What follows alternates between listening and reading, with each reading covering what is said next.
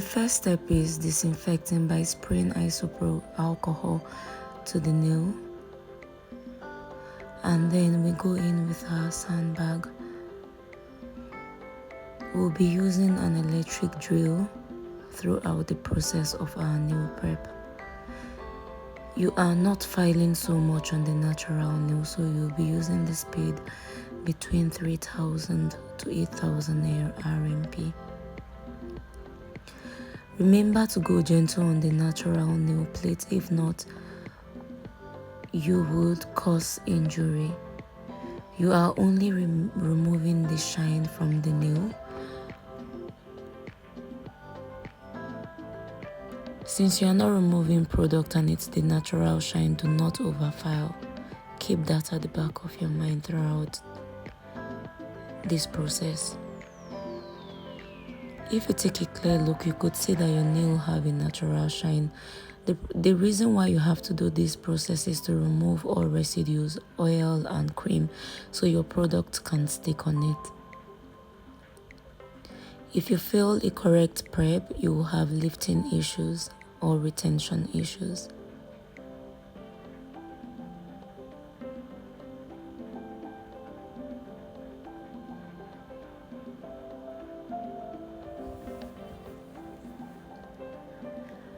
We will be using an orange stick, using the flatter side of the orange stick to open pocket. We start on a 45-degree angle.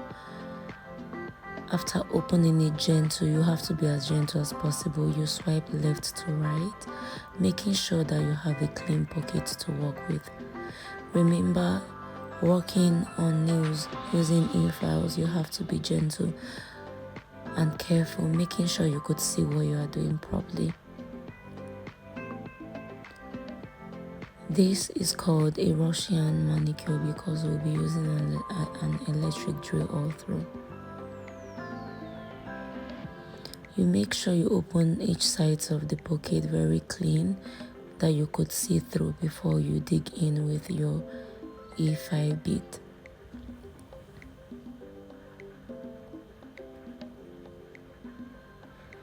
We will be using a diamond bead to remove dead cells from the pocket of the cuticles.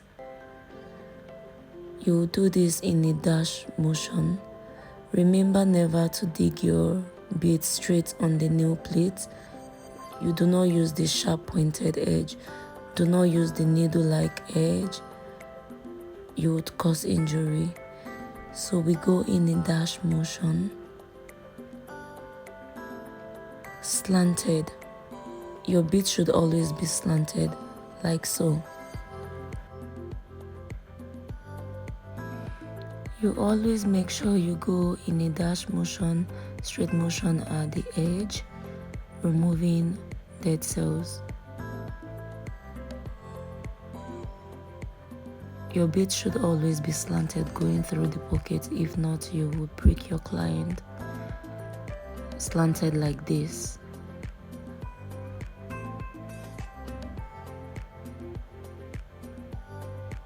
You have to be gentle as possible, and you could do this in between 8,000 to 15 RMP because you are removing residues. But while doing all that cuticle work, you work in between 8,000.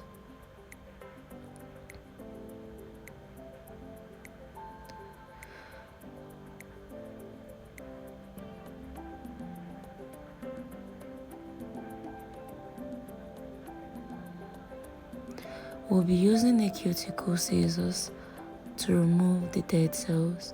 You start by cutting from the edge of the cuticle from the tip of a 90-degree. You make sure you could see what you've picked through the scissors before you cut, so you do not sustain injury on your client. Do not overcut. If not, you could also cause permanent damage to the cuticles, and that would affect how the nails would grow. No matter the type of nail you are doing, whether you are doing gel, biab, or just polishing the natural nail, it is important to do this process.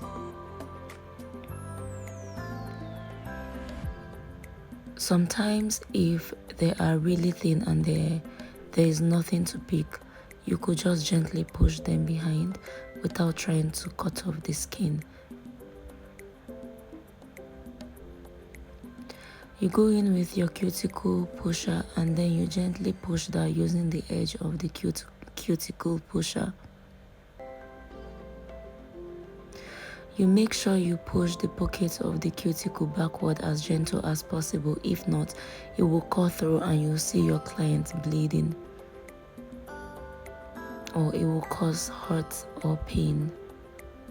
You also push the side walls, not just the pocket. This would help you highlight your cuticle gently and help you to avoid applying chemicals or polish or product on the skin.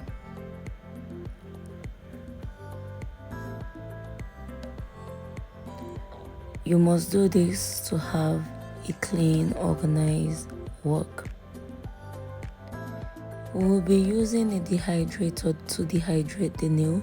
You'd always make sure your nail is free from oil and cream so your product can stay. A dehydrator will help you dry out any residue oil or oilness on the nail. Without this, you would not have a good retention. It has to look as dried as this if it's properly applied. But if you were doing acrylic nails, you have to fix your extensions before this process. And then you go in with your primer. This will help your acrylic or overlay stay better. But you do this process after you had applied your acrylic extension. But if you are not using an extension, this is a must to have a better retention. Since we'll be doing a biap class for this particular nail prep, we'll be using a base coat on the natural nail plate after curing before we can do our biap layover. If you are also painting gel polish, it is advised to paint your gel polish after applying your base coat. If it's an overlay, you do the same process. But if you were doing acrylics, you do not need to apply a base coat. Base coats are usually used for gel polish. This is a proper nail prep. With this, you would have a good retention issue and grow healthy nails.